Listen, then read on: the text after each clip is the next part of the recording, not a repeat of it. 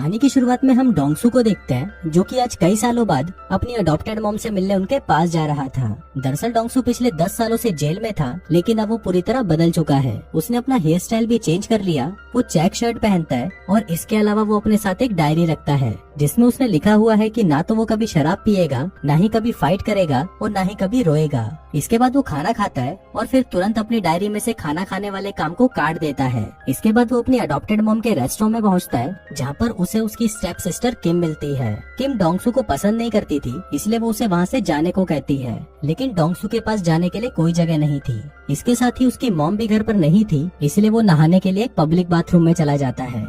वहाँ पर वो एक चाबी को बार बार लॉकर पर लगाता है, जिससे वहाँ पर बैठा एक आदमी इरिटेट होने लगा। फिर जब वो डोंगसू से लड़ने उसके पास आया तो उसे देखते ही उसके होश उड़ गए। डोंगसू के शरीर पर बहुत सारे टैटूज थे, जो कि उसकी पर्सनैलिटी से मैच नहीं खा रहे थे। मतलब डोंगसू जितना सीधा दिख रहा था उतना था नहीं। वही हम गैंगस्टर टॉम को देखते हैं, जो कि किसी आदमी को पीट रहा था, लेकिन तभी वहाँ पर डोंगसू आ जाता है। यहाँ पर हमें पता चलता है कि डोंगसू भी पहले एक गैंगस्टर था, लेकिन अब उसने क्राइम की दुनिया को छोड़ दिया है। अब डोंगसू को देखते ही टॉम कांपने लगता है, लेकिन डोंगसू तो यहाँ पर बस अपने पुराने दोस्त को हेलो बोलने आया था। इसके बाद वो इस इलाके के दूसरे गैंगस्टर जॉन के पास जाता है, और वो भी डोंगसू का पुराना दोस्त था। दोस्तों, एक टाइम था जब टॉम और जॉन डोंगसू के आगे दुम हिलाते थे, लेकिन वक्त अब पूरी तरह बदल चुका था। खैर, डोंगसू से बाय बोलकर वहां से चला जाता है, लेकिन तभी जॉन डोंगसू के पीछे अपने आदमी लगा देता है। दरअसल वो ये जानना चाहता था कि कभी शहर पर राज करने वाला डोंगसू आज इतना शरीफ कैसे बन गया। फिर शाम को डोंगसू घर आ जाता है, जिसे देखते ही उसकी माँ बहुत खुश होती है। भले ही डोंगसू उसका सगा बेटा नहीं था, लेकिन उसकी माँ उसे सगे बेटे से भी ज्यादा प्यार करती थी। फिर डिनर के दौरान वो उसे अपने हाथों से खाना खिलाती। उधर दूसरी तरफ हम पॉलिटिशियन कजामा को देखते हैं, जो कि जनता के सामने लंबी लंबी फेंक रहा था। उधर जनता भी उसे बहुत पसंद करती थी, लेकिन बाद में हम देखते हैं कि कजामा को तो गरीब लोग बिल्कुल भी पसंद नहीं थे, और वो बस उनकी मदद करने का दिखावा कर रहा था। उसी दिन डोंगसू एक पुलिस स्टेशन जाता है, क्योंकि उसे वहां पर कुछ पेपर्स पर साइन करने के लिए बुलाया था। तभी वहां पर एक पुलिस वाला आता है और डोंगसू को बताता है कि वो उसके साथ स्कूल में पढ़ता था। वो कहता है कि स्कूल में डोंगसू ने उसे बहुत बुली किया था, लेकिन डोंगसू को ये बात याद नहीं थी कि माँ पॉलिटिशियन कजामा के पास जाती है। कजामा यहाँ पर उसका सनफ्लावर रेस्टोरेंट खरीदने के चक्कर में था, क्योंकि वो उस जगह पर एक मॉल बनाना चाहता था, लेकिन माँ उसे मना कर देती है और कहती है कि वो अपना रेस्टोरेंट कभी नहीं बेचेगी। फिर उसी रात डोंगसू सुट्टा मार रहा था कि तभी वहाँ पर किम आ जाती है, जिसको देखकर डोंगसू सिगरेट को छुपाने लगता है, लेकिन तभी किम उसे कहती है कि तुम जो कर रहे थे वो करते रहो। पर फिर जब वो सिगरेट पी रहा था तो किम उसे कहती है कि उसे सिगरेट की स्मेल बिल्कुल भी पसंद नहीं है, जिसके बाद उसने लड़ाई और शराब के साथ साथ सिगरेट भी छोड़ दी। अब डोंगसू एक गैराज में काम करने लगा था, और वहीं उसका पुलिस वाला दोस्त ये देखकर अपने साथी को कहता है कि ये वही डोंगसू है जिससे शहर के बड़े बड़े गैंगस्टर डरा करते थे। वो कहता है कि डोंगसू जब शराब पी लेता था तो वो पागल हो जाता था। एक दिन ऐसे ही उस पर 6 लोगों ने हमला कर दिया, लेकिन डोंगसू ने अकेले ही सबको मार गिराया। इसके बाद जब डोंगसू जेल गया तो सबको लगा कि टॉम और जॉन इस शहर पर राज करेंगे, लेकिन तभी एंट्री हुई पॉलिटिशियन कजामा की, और उसने धीरे धीरे पूरे शहर पर कब्जा कर लिया, जिसके बाद टॉम और जॉन कजामा के नौकर बन गए। इसके बाद हम किम को देखते हैं, जो कि अपनी क्लास में सो रही थी, क्योंकि उसे मैथ्स बिल्कुल भी पसंद नहीं थी। फिर घर आते वक्त किम एक शॉप पर रुककर एक मल्टीमीडिया प्लेयर को देखने लगती है, क्योंकि वो उसे हमेशा से खरीदना चाहती थी। इसके बाद ये दोनों एक शॉप पर रुककर कुछ खाने लगते हैं, लेकिन इसी दौरान वहां पर किम का आशिक आ जाता है।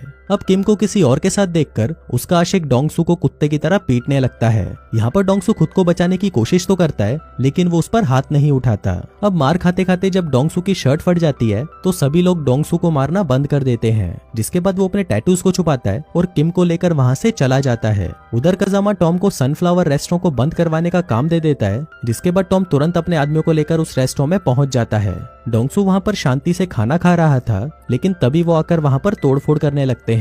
लेकिन फिर जैसे ही टॉम ने अंदर आकर डोंगसू को देखा तो उसने डरते हुए अपने लड़कों को रुकने के लिए बोला। तभी डोंगसू गुस्से में टॉम की गर्दन पकड़ लेता है और उसे कहता है कि ये मेरी माँ का रेस्टोरेंट है और दोबारा यहाँ पर वापस आने की गलती मत करना। फिर अगले दिन वो अपनी पहली कमाई से अपनी माँ के लिए गिफ्ट लाता है। उस गिफ्ट में बहुत प्यारी सैंडल थी। माँ इस गिफ्ट को देखकर इमोशनल हो जाती है और तभी किम उसे इशारा करती है कि मॉम को गले लगा लो।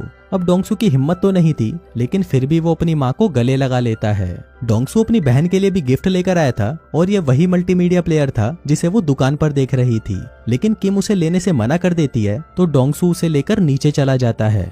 फिर कुछ देर बाद किम उसे चाय देने आती है, जिसके बाद वो एक हाथ से उसे चाय देती है और दूसरे हाथ से वो गिफ्ट उससे ले लेती है। अगले दिन किम के हाथ डोंगसू की डायरी लग जाती है जिसके अंदर फैमिली के साथ पिकनिक पर जाना लिखा हुआ था। किम कहती है कि चलो सबसे पहले यही करते हैं, जिसके बाद वो लोग पिकनिक पर जाकर बहुत एंजॉय करते हैं। उधर कजामा का राइट हैंड बाइजुंग डोंगसू का बहुत अच्छा दोस्त था और वो डोंगसू को बताता है कि कजामा उसकी मॉम की दुकान को लेना चाहता है ताकि वो वहाँ पर एक मॉल बना सके। फिर अगले दिन टॉम रेस्टोरेंट में आकर तोड़फोड़ मचाने लगता है और साथ ही वो डोंगसू की मां पर हाथ उठाता है। उधर पुलिस वाले भी खड़े थे लेकिन वो उन्हें सिर्फ देख रहे थे। फिर जब डोंगसू को ये बात पता चली तो वो सीधा कजामा के पास गया और उसे बताया कि मैंने फाइट करना छोड़ दिया है, तो प्लीज मुझे दोबारा वही जिंदगी जीने के लिए मजबूर मत करो। लेकिन कजामा को उसकी बात से कोई फर्क नहीं पड़ता और वो उसे इग्नोर कर देता है। फिर कुछ देर बाद कुछ गुंडे गैराज पर आते हैं और डोंगसू को कुत्ते की तरह पीटना शुरू कर देते हैं। डोंगसू चुपचाप मार खाता है और वो गुंडे उसे पीट कर वहाँ से चले जाते हैं। फिर शाम को जिसने डोंगसू को पीटा था वो उनके रेस्टोरेंट में आता है और डोंगसू की माँ को कहता है कि जिसने तुम्हारे बेटे को मारा तुमने उसे ही गोद ले लिया। अब ये सुनकर माँ और किम को झटका लगता है और उन्हें पता चलता है कि 10 साल पहले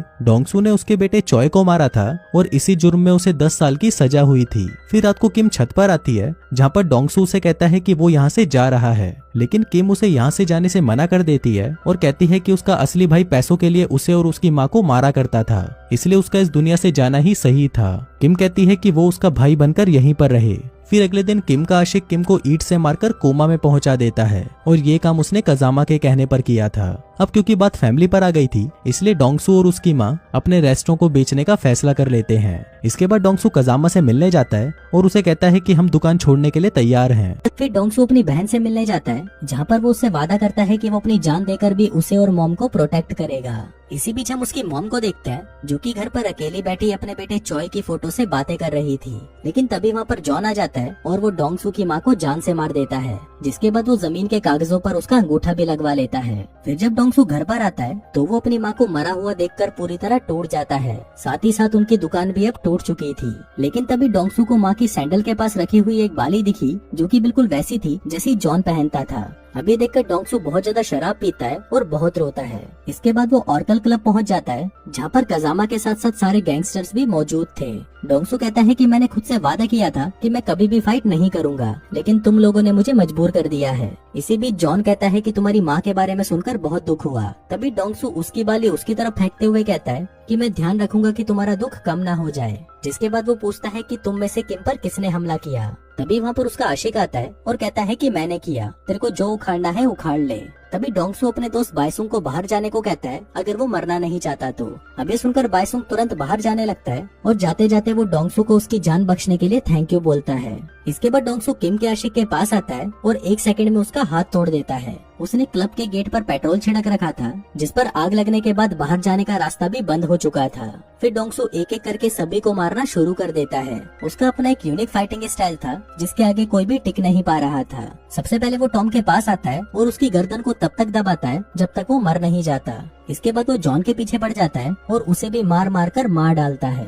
अब उसको देखकर सबकी फटने लगती है और वो सभी उसके रास्ते से हटने लग जाते हैं। इसके बाद वो कजामा के सामने आता है और उसे तब तक पीटता है जब तक उसका सारा खून उसके शरीर से बाहर नहीं निकल जाता। अब आखिरकार इन लोगों ने इसे वही बना दिया था जो ना बनने की इसने कसम खाई थी। फिर डोंगसू वही बैठ जाता है और अपने अच्छे दिनों को याद करने लगता है। फिर फिल्म के लास्ट सीन में हम किम को देखते हैं जो कि मैथ्स में अब टॉपर बन चुकी है और उसने उसी टॉपिक पर थीसिस लिख दी है जो उसे डोंगसू पढ़ाया करता था। फिर आखिर में वो अपनी डायरी में से थीसिस वाले काम को काट देती है और इसी के साथ ही ये कहानी यहीं खत्म हो जाती है।